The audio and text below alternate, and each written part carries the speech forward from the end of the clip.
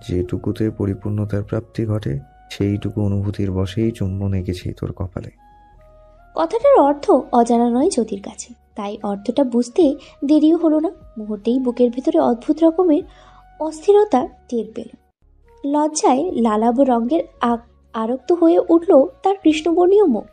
কাঞ্জরা উষ্ণ থেকেও উষ্ণ অনুভূত হলো।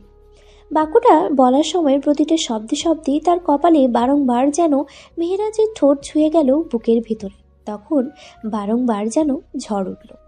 পরপরই মেহেরাজ একটা গম্ভীর চুম্বন আঁকল কপালে। সে চুম্বনই যেন মুহূর্তেই বুকের ভেতরে সে ঝড় থামিয়ে শীতল করে দিল সর্বাঙ্গ সর্বত্র। কিছুক্ষণ সেইভাবেই থেকে পরমুহূর্তে মেহেরাজ ঠোঁট নামিয়ে ডানগালের লালচে ব্রণের উপরাংশে ঠোঁট ছোঁয়াল। ঘোর লাগা কণ্ঠে বলল, চুম্বন আঁকছি তোর গালে। পরপরই আবারও গম্ভীর চুম্বন দিল ডান গালে। জ্যোতির সর্বাঙ্গ কেঁপে উঠল। বুকের ভিতরে হৃদস্পন্দন দ্রুততরভাবে বাড়ল যেন। নিঃশ্বাসের গতিও ঘন হলো। সেই গতিটা ঘন থেকে ঘনতর করতেই মেহেরাজ ঠোঁট নামিয়ে নিজের ঠোঁটের স্থির রাখল জ্যোতির ঠোঁটে। নিঃশাক্ত জড়ানো গলায় শুধালো, সব শেষে ঠোঁটে চুম্বন দিলাম। কথাগুলো বলতে দেরি হলেও মেহেরাজের ঠোঁটজোড়া জ্যোতির কোমল ঠোঁটজোড়া আঁকড়ে ধরতে দেরি হলো না। আকস্মিক এমন কাণ্ডে জ্যোতির কি প্রতিক্রিয়া করা উচিত বুঝে উঠল না সে। শুধু টের পেল সম্মুখ পুরুষের মাতাল করা উষ্ণ আবেশ আর উন্মাদময় পুরুষালী অধরের স্পর্শ। টের পেল কোমরে শক্ত করে খিচে ধরা বলিষ্ঠ হাতের বদল। মুহূর্তেই চোখ বুজে এলো, শ্বাস বন্ধ হয়ে এলো। অবশেষে কিছুক্ষণ পর শ্বাসরুদ্ধকর সেই চুম্বনের স্থায়িত্ব অবসান ঘটল। জ্যোতি আর দাঁড়াতে পারল না। জোরে নিঃশ্বাস ফেলতে ফেলতে দ্রুত প্রস্থান করলো সেই স্থান ছেড়ে। বুকের ভিতরে ভয়ঙ্কর অস্থিরতা ততক্ষণে তাণ্ডব আরম্ভ করেছে। এক ছুটে গিয়ে পৌঁছালো মেহুর ঘরে। মেহু আজ সন্ধ্যায় এসে পৌঁছালো নিজ বাসায়। সামান্তার সাথে কিছুক্ষণ আড্ডা দিয়ে বের হয়েছিল বান্ধবীদের সাথে দেখা করতে। বহুদিন বান্ধবীদের সাথে একসাথে ঘোরা হয়নি। অবশেষে বান্ধবীদের সাথে রেস্টুরেন্টে যেতে হলো। কোনার দিকে একটা টেবিলে সবাই মিলে বসতেই কয়েক টেবিল পরে চোখ পড়ল সুদর্শন সাইদকে। কালো রঙের শার্ট পরনে, দেখতে মারাত্মক সুদর্শন বোধ হলেও পরমুহূর্তেই মেহুর মুখটা কালো হয়ে গেল। দৃশ্যমান হলো সাইদের হাত জড়িয়ে বসে এক আধুনিক সুন্দরী রমণীকে। রমণীর পরনেও কালো রঙের লেডিস শার্ট আর জিন্স। মেহুর চিনতে দেরি হলো না মেয়েটাকে। সাইদের সাথে ছবিতেই সে দেখেছে। সাইদের সোশ্যাল সাইটের বাইরের কোন এক দেশে তোলা ছবিতেই দেখেছিল। মেহুর চোখ টলমল করলো মুহূর্তে। বান্ধবীদের বোঝালো তার বের হওয়াটা জরুরি। অবশ্যই রেস্টুরেন্ট থেকে বের হয়ে যাওয়ার সিদ্ধান্ত নিয়ে উঠে দাঁড়ালো। পা বাড়িয়ে সাইদের টেবিল অতিক্রম করতেই কানে এলো মেলি কণ্ঠে বলা কথাগুলো। ভার্সিটি লাইফে তোমার আমার ফিজিক্যাল রিলেশন ছিল শাহিদ, তুমি ভুলতে পারো না সেসব। তুমি আমায় ঠকাচ্ছ শাহিদ বেবি। মেহুর পা থমকে গেল। আকস্মিক বলা কথাগুলোতে বুক কেঁপে উঠল তার। কান্নাটা এবার দম মারল না।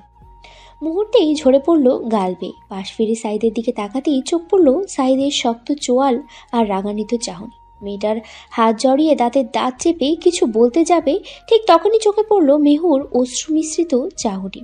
সাইদ দ্বিতীয়বার মেহুর চোখের দিকে তাকালো না। অন্য পাশে তাকিয়ে উঠে গিয়ে মেহুর সম্মুখে হয়ে দাঁড়ালো। বলল, মেহু, কাঁদছ কেন? মেয়েটা সত্যি বলো সাইদ ভাইয়া, সত্যি আপনাদের শারীরিক সম্পর্ক ছিল? সত্যি আপনি মেয়েটার শরীর ছুঁয়েছিলেন? সাইদ চোখ গোল করে শ্বাস ছাড়ল। নরম সুরে শুধালো, হ্যাঁ, ছুঁয়েছি। মুহূর্তে জ্বলে উঠল মেহু। জ্বলন্ত ঘৃণায় দগ্ধ হলো তার চাহনি। কিছুটা উচ্চস্বরেই বলল, আপনি একটা অসহ্যকর লোক সাইদ ভাইয়া। আমি আপনাকে ঘৃণা করি। শুধু ঘৃণা নয়, চরম চরম ঘৃণা করি। ঘৃণা তো ভালোবাসা মানুষেরই করা যায়। এ তো কোনো ভালোবাসো আমায় প্রিয়? আর বাসি না, আর ভালোবাসা নেই আপনার জন্য। মিথ্যা বলছো? একটুও না। আজকের পর থেকে আমার মধ্যে আপনার জন্য কোনো অনুভূতি থাকবে না। দেখা যাক তবে। কোনো অনুভূতিই না, দেখবেন খুব ভালোভাবেই উপলব্ধি করবেন তা। আমি কোনো চরিত্রহীন লোককে ভালোবাসতে পারি না। আপনি সত্যি চরিত্রহীন, প্লে বয়, মেয়েদের শরীরে আসক্ত পুরুষ। আমার আপনাকে চাই না। কথাগুলো বলেই দ্রুত বেরিয়ে গেল মেহু। অশ্রুতে চোখ জোড়া ভিজে লাল রক্তিম হয়ে উঠেছে। এই অল্পক্ষণের কেমন বিধ্বস্ত রূপ ধারণ করলো তার চোখ মুখ। চুলায় তরকারির কড়ায় জ্যোতি মনোযোগ দিয়ে সেদিক পানি খেয়াল করলো। বাসায় মেহু মেহেরাজ কেউই না থাকাতে রাতের রান্নাটা সেই করার সিদ্ধান্ত নিল। হঠাৎই কলিং বেল বাজায়, কান সচেতন হলো। 3-4 বার বাজতেই দ্রুত পায়ে এগিয়ে দরজা খুলতেই মেহেরাজকে দেখতে পেল। মেহেরাজের মুখে প্রথম দফায় হাসির রেশ দেখা গেলেও পরের দফায় হঠাৎই মুখটা গম্ভীর দেখালো। জ্যোতি এক নজর চাইল। সকালের চুম্বনের কথা মনে উঠতেই দ্রুত পায়ে সরিয়ে প্রস্থানের জন্য প্রস্তুতি নিল। ঠিক তখনই মেহেরাজ বাসায় ঢুকে দরজা লাগালো। চাপা স্বরে বলল, এভাবে আর দরজা খুলতে আসবি না, মাথায় থাকবে। যদি বুঝলো না কথার অর্থ। পিছন ফিরে ভ্রুকুচকে নিতেই মেহেরাজ তাকালো, আবার বলল, যদি আমার জায়গায় অন্য কোনো পুরুষ থাকতো এভাবে আসবি না দরজা খুলতে। যদি এবারেও বুঝলো না, প্রশ্নটা ছুড়েই দিল এবারে। কিভাবে এসেছি? কিভাবে এসেছিস জানিস না? না বলে বুঝবো কি করে? অন্য কোথায় তোর? আকস্মিক প্রশ্নে থতমত খেয়ে গেল জ্যোতি। নিজের দিকে তাকিয়েই বুঝতে বাকি রইল না যে তার বুকে ওড়না নেই। রান্নাঘরে কাজের ফাঁকে গরম লাগছিল বলেই একপাশে খুলে রেখেছিল। কলিং বেলের আওয়াজ পেয়ে এতটা তাড়াহুড়োই ছুটে এসেছে যে খেয়ালই করা যায়নি গায়ের ওড়না না থাকার বিষয়টা। মুখ কালো করলো জ্যোতি। অস্বস্তিতে হাত পায়ের তালু ঘষে উঠল। এভাবে ওড়নাহীন সম্মুখ পুরুষের সামনে দাঁড়িয়ে আছে ভাবতেই দ্রুত পা বাড়িয়ে গেল, গিয়ে থামলো রান্নাঘরে। একপাশে রাখা ওড়নাটা তাড়াতাড়ি বুকে জড়িয়ে মাথায় ঘুমটা টানলো। আর একবারও মেহেরাজের সামনে না গিয়ে ওখানেই ঠায় বসে রইল। ছি ছি, কি লজ্জাকর পরিস্থিতি। মেহেরাজ কি এটা জ্যোতির ইচ্ছাকৃত কার্যক্রম ভাবছে? কথাটা ভাবতেই চোখ বুঝে নিল জ্যোতি। অনেকক্ষণ সেভাবেই বসে বার কয়েক শ্বাস টানল। নিজেকে স্বাভাবিক করে চুলায় ভাত বসালো মুহূর্তে। রান্নাঘরে আরে গোছ গাছ সহ টুকটাক কাজে ব্যস্ত হলো। তার কিছুক্ষণ পরেই বুক টানটান করে ট্রাউজারের পকেটে হাত গুটিয়ে হাজির হলো মেহেরাজ। কিঞ্চিৎ গম্ভীর স্বরে বলে উঠল, কি আশ্চর্য, তুই কি আজ সারা রাত রান্নাঘরেই কাটিয়ে দিবি নাকি জ্যোতি? মেহেরাজের মেজাজ কিঞ্চিৎ চটে গেল। এতক্ষণ যাবৎ রুমে বসে থেকেও জ্যোতির উপস্থিতি না পেয়ে এখানে এসেছিল। এখানে এসে প্রশ্ন শুধানোর পরে শোনার ভান করে শব্দটা ব্যাপক বিরক্তিকর। দাঁতের দাঁত চেপে শুধালো, কি তোর কানে সমস্যা আছে? না, রান্না করছিলাম তো তাই। রান্না করতে কে বলেছে? কেউ বলতে কেন হবে? এটা তো আমার দায়িত্ব মেহেরাজ ভাই। তাছাড়া এতক্ষণে বাইরে থেকে ফিরে আপনি আবার রান্না করতেন? মেহেরাজ এবারে হেসে দিল আড়ালে। চোখ বাঁকিয়ে হেসে জ্যোতির একদম কাছাকাছি দাঁড়িয়ে ঝুঁকে গিয়ে দ্রুত গোছাতে গোছাতে বলল, বাহ, পারফেক্ট বউ বউ ভাব দেখাচ্ছিস নাকি তুই? বউয়ের দায়িত্ব পালন করছিস? জ্যোতির উত্তর দিতে পারল না, শুধু তাকিয়ে থাকলো স্পষ্টভাবে। মেহেরাজ হঠাৎ চোখ টিপল, দুষ্টুমি ভরা হাসি দিয়ে জ্যোতিকে বাহুতে আঁকড়ে ধরে নিয়ে বলল, সংসার করবি আমার সাথে? একদম বাঙালি বউদের মতো শাড়ি পরে রান্না করে বাচ্চা কাচ্চার মা হয়ে সংসার করবি নাকি? তোর চলন ফেরন তো সুবিধা লাগছে না রে জ্যোতি। অন্য দৃষ্টিতে দেখছিস নাকি আমায়? জি। মেহেরাজ আরেকটু ঝুঁকলো, কথাটা আর একটু কাছে নিয়ে জ্যোতির মুখে ফু দিল, বলল, জ্যোতি, বুঝিস না কিছুই? জ্যোতি অবুঝ নয়, সবটুকু বুঝেও না বুঝার ভান ধরে শুকনো ঢোক গেল। প্রসঙ্গ পাল্টাতে নিজেকে স্বাভাবিক করেই বলে উঠল, আপনার কিছু চাই মেহেরাজ ভাই? কফি করে আনবো? না, কফি না। তাহলে? মেহেরাজ ঠোঁট বাঁকিয়ে হাসলো। আরো খানিকটা ঝুঁকে জ্যোতির কানের কাছে মুখ নিয়ে ফিসফিসিয়ে শুধালো, এই মুহূর্তে তোকে চাইছি। 10 মিনিট সময় দিচ্ছি, একটা সুন্দর শাড়ি পরে আমার সামনে হাজির হবি। মেহেরাজ জ্যোতিকে ছেড়ে দিল হঠাৎ। দ্রুত দূরত্ব বজায় রেখে দাঁড়িয়ে থমথমে সুরে বলল, মেজাজ খারাপ হয় তোর না বুঝার ভান ধরাই শব্দটা শুনলে জ্যোতি। তবে যেটা বলেছি তার অন্যথা হলে খুব খারাপ হবে, বলে রাখলাম। আমি শাড়ি তেমন পরিনি কখনো। সে যে আরমান ভাইয়ের বিয়েতে শাড়ি পরেছিলাম, তাও অন্যরা পরিয়ে দিয়েছিল। মানে শাড়ি পরতে পারিস না? না। ঠিক আছে, আমি পরিয়ে দিব শাড়ি। কুচি করা হাতে কুচি গুজে দেয়া, আঁচল ঠিক করা, সব করে দিব, চল। না থাক, আমি পড়তে পারবো মেহরাজ ভাই। মেহরাজ হাসল। এক হাতে জ্যোতির কোমল গালে হাত রেখে আলতো ছুঁয়ে বলল, গুড গার্ল। কথাটা একটু আগে বলে দিলেই তো হয়ে যেত, তাই না? যদি আর কিছু বলল না, চুপচাপ পা বাড়িয়ে রান্নাঘর ছেড়ে বেরিয়ে যেতে নিতেই মেহরাজ ফের বলে উঠল, শোন, 1 কাপ কফি চাই। শাড়ি পরে আমার জন্য 1 কাপ কফি বানিয়ে রাখবি। আমি বাইরে থেকে আসছি কিছুক্ষণের মাঝে। দরজা বাইরে থেকে লক করে যাচ্ছি। জ্যোতি কিছু বলল না, শুধু হ্যাঁ বোধক মাথা নাড়ল। মেহরাজ হাসল কিঞ্চিত, তারপর আপন মনে বেরিয়ে গেল পকেটে হাত গুজে হাঁটতে হাঁটতে। মেহরাজের হাতে লাল টকটকে গোলাপ গুচ্ছ। কাছাকাছি ফুলের দোকানেই এই গোলাপের গুচ্ছই পাওয়া গেল।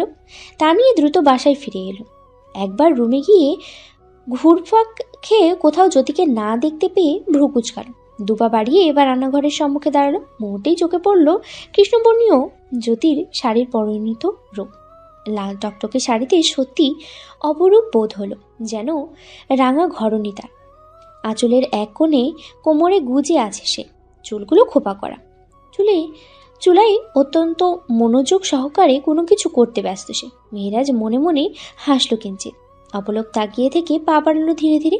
তারপর একদম জ্যোতির পিছনে গিয়ে দাঁড়াতেই নিজের পুরুষালী বুকটা গিয়ে ঠেকল জ্যোতির পিঠ। সঙ্গে সঙ্গে মেহরাজ তার বলিষ্ঠ হাত জোড়া বাড়িয়ে জড়িয়ে নিল সম্মুখের রমণীশ্বরী। শাড়ির আঁচলে ডান হাতটা আঁকড়ে ধরল জ্যোতির মসৃণ পেটের একাংশ। গভীরভাবে পুরো ঠোঁটের উষ্ণ ছোঁয়া আঁকল জ্যোতির ঘাড়ে। ফলস্বরূপ অদৃশ্য কম্পনে কেঁপে কেঁপে উঠল জ্যোতির শরীর। চুলায় বসানো কফিটা মগে ঢালতে গিয়েও পারল না সে। অস্ফুট স্বরে বলল, মেহরাজ ভাই। মেহরাজ সে কাপাস্বরে পাত্তা দিল না। ঠোঁট বাঁকিয়ে হেসে ঠোঁট জোড়া একভাবেই জ্যোতির ঘাড়ে ছুঁয়ে স্বাভাবিকভাবেই বলল, শুনছি, বলতে পারিস। কাজ করছি মেহরাজ ভাই। হ্যাঁ তো, আমি কি অকাজ করেছি এখানে? কফি বানাচ্ছি, ছেড়ে দিন, অস্বস্তি হচ্ছে। ও অস্বস্তি, ছাড়বো না। জ্যোতি অসহায়ের মতো দাঁড়িয়ে থাকলো। অস্বস্তিতে পায়ের নখ দিয়ে ফ্লোরটা ঘষে যাচ্ছে প্রতিনিয়ত। পর মুহূর্তেই বুদ্ধি খাটিয়ে বলল, আপনার না কফি চাই? এখন অন্য কিছু চাই। কি? মেহরাজ এবার চুপ হয়ে গেল। মনে মনে কেবল হাসলো। কি চায় তা মুখে বললে সম্মুখ নারীটা কিভাবে নেবে? লজ্জায় কুকড়ে মরবে, নাকি অস্বস্তির চরম শীর্ষে পৌঁছিয়ে মুখ নত করবে? ভেবেই উত্তরটা আড়াল করল। জ্যোতি ফের আবার বলল, খিদে পেয়েছে, খাবার পারবো মেহরাজ ভাই? বলেছি আমি। জ্যোতি কি বলবে বুঝে উঠল না। অপরদিকে ঠিক তখনই মেহরাজের ফোনটা বেজে উঠল। মুহূর্তেই জ্যোতিকে ছেড়ে পকেট থেকে মোবাইলটা বের করলো মেহরাজ। মেহুর নাম্বার থেকে দেখে দ্রুত কল রিসিভ করতেই ওপাশ থেকে মেহু বলে উঠল দ্রুত, আমি ভেবে দেখেছি ভাইয়া, সে ছেলের বিয়ের প্রস্তাবে আমি রাজি। তুমি যদি চাও বিয়েতে এগোতে পারো। মেহরাজ মেহুর সাথে কথা বলার জন্যই পা বাড়িয়ে বাইরে গেল। জ্যোতি সেদিক পানে তাকিয়ে ছোট্ট শ্বাস টানল। কফির মগে মেহরাজের জন্য কফিটুকু ঢেলে নিয়ে মৃদু পায়ে পা বাড়ালো। মেহরাজ রুমে আছে এমনটা ভেবে নিয়েই রুমে গেল, কিন্তু রুমে দেখতে পেল না। ভ্রুজোড়া কুচকে আয়নার দিকে নিজেকে শাড়িতে এক নজর চাইল। খুব নজর কাড়া সুন্দরী না লাগলেও স্নিগ্ধ লাগছে তাকে। ঘরোয়া বধূ অনুভব হচ্ছে নিজের প্রতি। দু একবার নিজের দিকে তাকাতেই পরপরই চোখ গেল টেবিলের উপরে পড়ে থাকা লাল গোলাপ গুচ্ছের দিকে।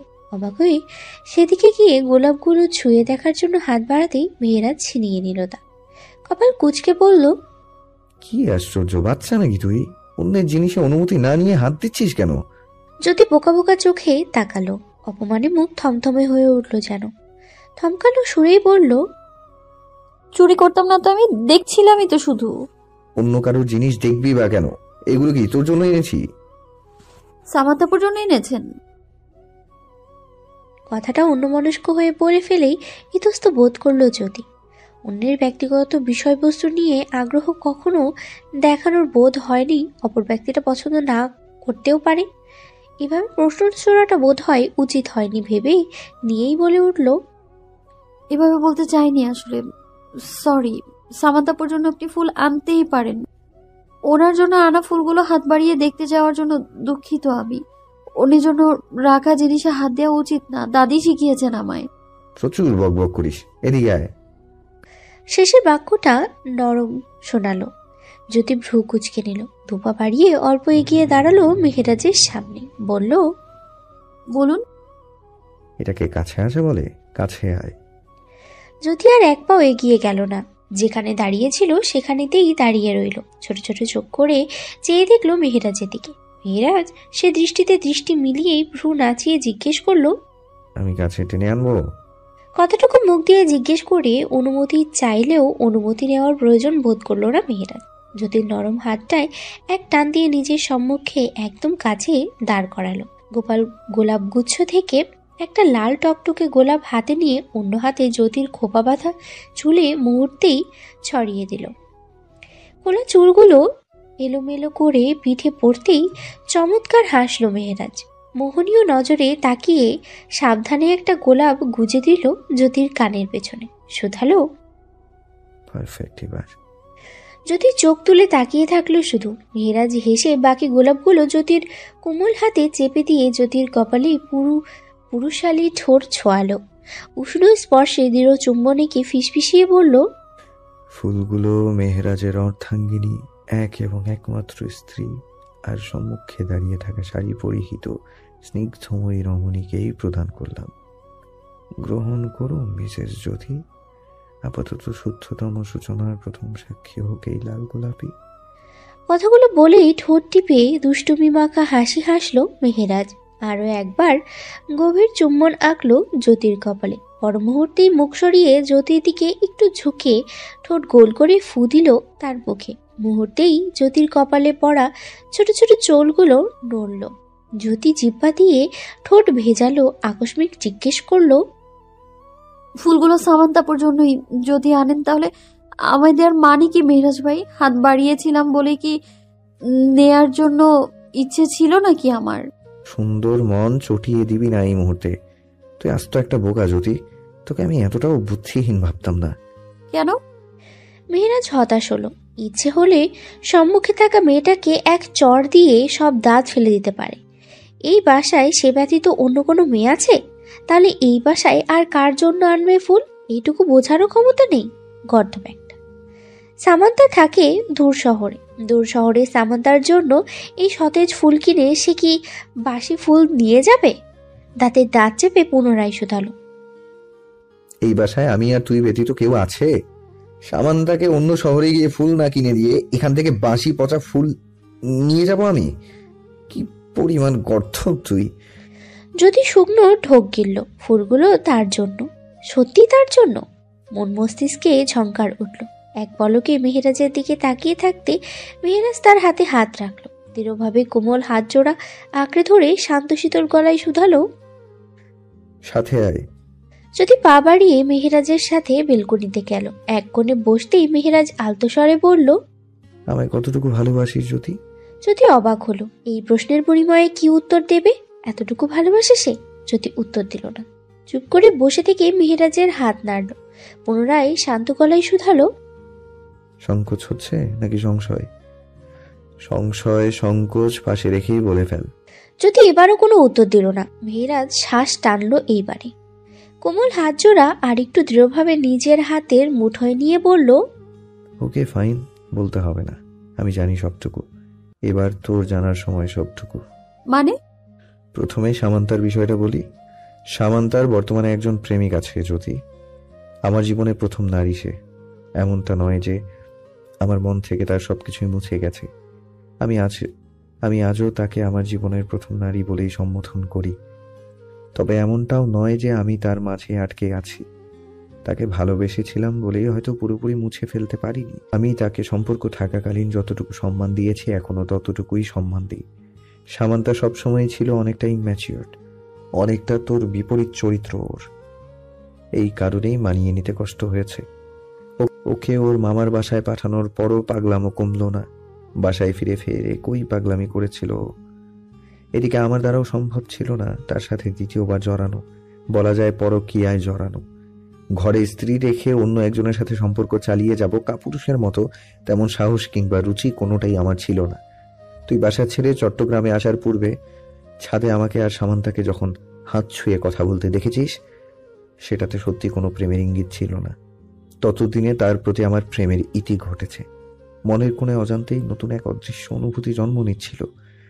সেদিন আমি শুধু ওকে বাস্তবটা বুঝাতে চেয়েছিলাম ও যেভাবে আবার ফিরে আসতে চাইছে তা সম্ভব নয়, কোনোভাবেই সম্ভব নয়। এটা শুধু সেদিনই নয়, আমি বহুবার ওকে তোদের আড়ালে বুঝিয়েছি। তাই বলে ভেবে নিবি না আমি তার সাথে প্রেম বিনিময় করেছি তোদের আড়ালে। যদি ফিরে চাইলো, মনে পড়ল সেই দৃশ্য। আজও সেই দৃশ্য তার মনে আছে, খুব ভালো করেই মনে আছে। শুধালো, আপনি জানেন কি করে মেহরাজ ভাই? আমি তো সেদিন নিঃশব্দেই ছাদ ছেড়ে নেমে এসেছিলাম। মেহেরাজ বাঁকা হাসলো, পা বাড়িয়ে রুমে গিয়ে ফিরে এলো একটা ডায়েরি নিয়ে। জ্যোতির দিকে এগিয়ে দিয়ে বলে উঠল গম্ভীর স্বরে, ডায়েরিটা ভুলবশতই বোধহয় ফেলে এসেছিস। পেয়েছিলাম তোর ঘরের টেবিলের নিচে।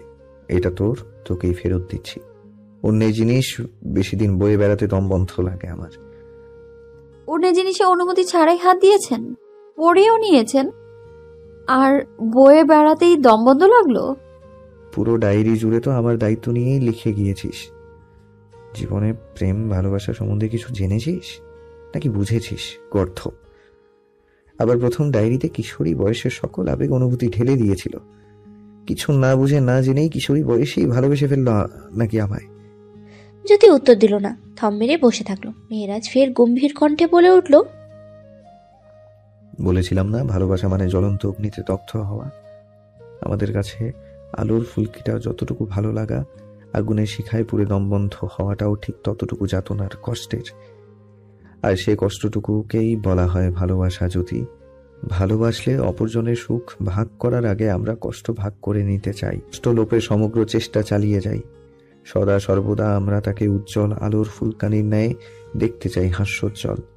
তোর কিশোরী বয়সে সেই ডায়েরি পড়ে আমি সমগ্রটুকুই ধরে নিয়েছিলাম তোর আবেগ, তোর কিশোরী বয়সের নড়বড়ে অনুভূতি ভেবেছিলাম। তাই পরীক্ষা করছিলাম আসলেই ভালোবাসিস কিনা। কারণ মস্তিষ্ক এগুলোকে আবেগ বলে ধরে নিলেও তোর এই সুন্দর সমুথুর অনুভূতিগুলোতে আমার মন কোনোভাবে আবেগ হিসেবে ধরে নিতে পারছিল না। আর মন মস্তিষ্কের যুদ্ধে আমি এক অদ্ভুত কাজ করলাম। তোর লেখাগুলোকে আমি আগুনে দগ্ধ হওয়া আর আগুনের ফুলকির উজ্জ্বলতার সাথে তুলনা করেই পুকুর পাড়ে একটা কাঁচের টুকরোতে হাঁটার শাস্তি দিলাম ভালোবাসার প্রমাণের স্বার্থে। আশ্চর্যভাবে তুই আগুনে দগ্ধ হওয়াটা বেছে নিলি রক্তাক্ত ক্ষতবিক্ষত হওয়া পরিস্থিতি। ভেবেছিলাম শেষ মুহূর্তে হলেও তুই মত বদলাবি, ক্ষতবিক্ষত তীক্ষ্ণ ব্যথা ছেড়ে ফুফিয়ে কেঁদে উঠে বলবি আমাকে নিয়ে লেখা সবকিছুই তোর মাথার ঝোঁক। অথচ তুই তেমন কিছুই করলি না। তোর এই ডায়েরিতে এর জন্য আমার উপর তীব্র ঘৃণাও পোষণ করেছিস। আমি তাতে অসন্তুষ্ট নই, ঘৃণা করাই যায়, তবে এতটুকু শুধুমাত্র তোর নিজের স্বার্থেই করেছিলাম। আমি বুঝাতে চেয়েছিলাম ভালোবাসা কি, ভেবেছিলাম ভালোবাসা কি তা বুঝতে পেরে তুই ঝরে পড়বি এই ভালোবাসা থেকে। কিন্তু ওইটুকু বয়সেও তুই তো দৃঢ় থাকলি জ্যোতি। আমি অত সহজে কোনো কিছু থেকে ঝরে পড়তে পারি না মেহরাজ ভাই। ঝরে গেলে তো আম্মা চলে যাওয়ার পরপরই আব্বার তীব্র অবহেলায় ঝরে যেতাম পৃথিবী থেকে, মিথির মতোই। সে সময় যখন অত কঠিন মুহূর্তেও ঝরে যায়নি, এখন যে কোনো বিষয়ে অত সহজেই ঝরে যাব না আমি। ঝরে যেতে চাইলে পারবি নাকি? অত সহজ?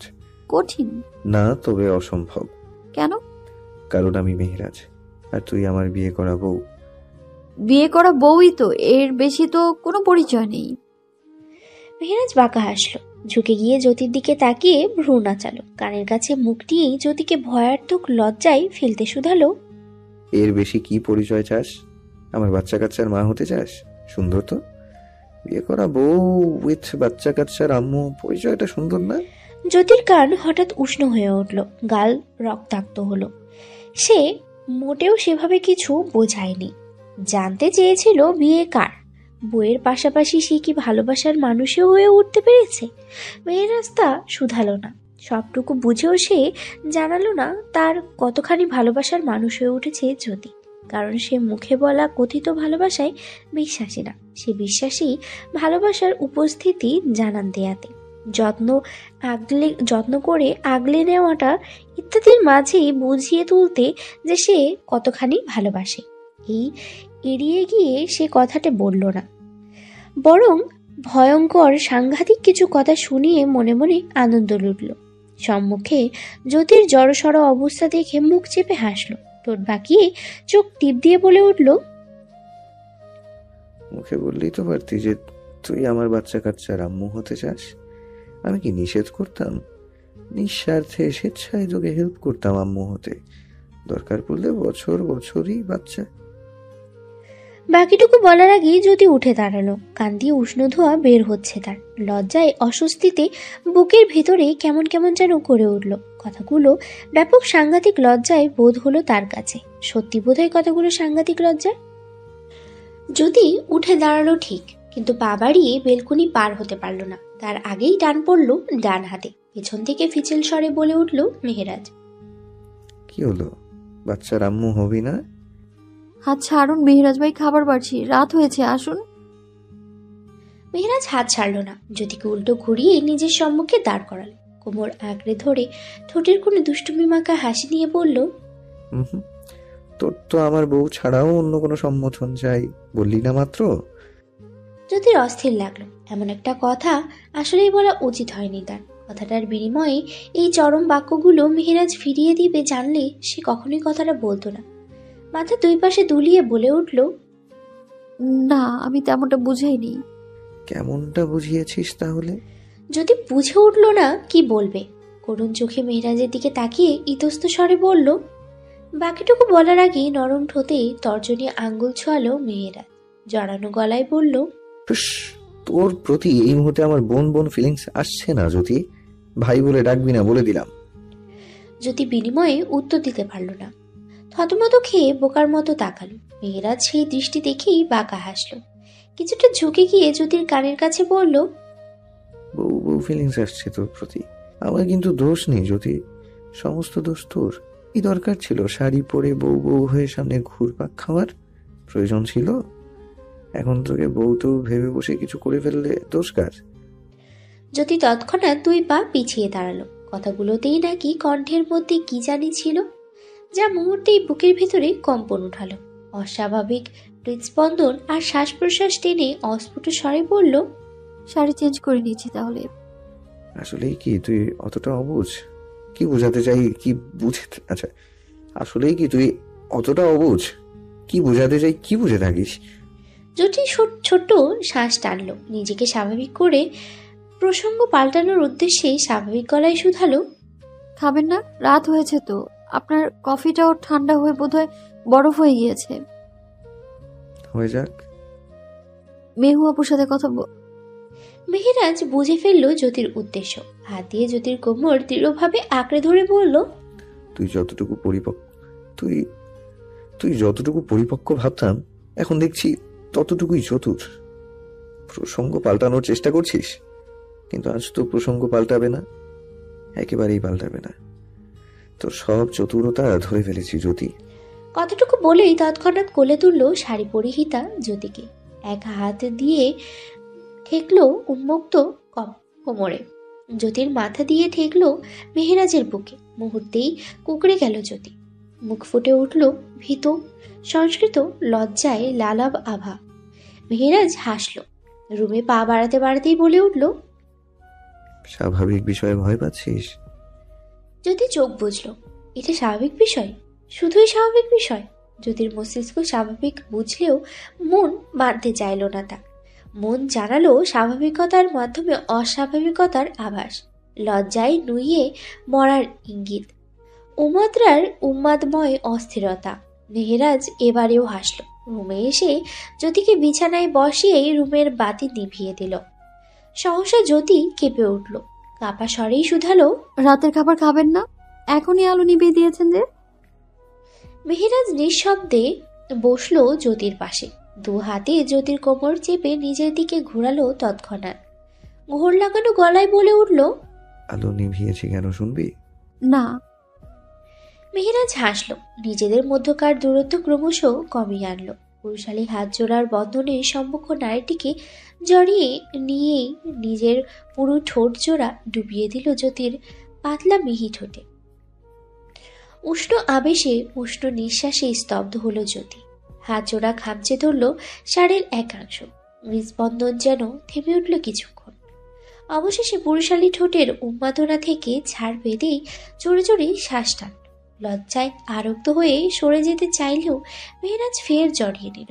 মুখ ডোবালো জ্যোতির গলায়। বার কয়েক উষ্ণ চুম্বন এঁকে শুধালো,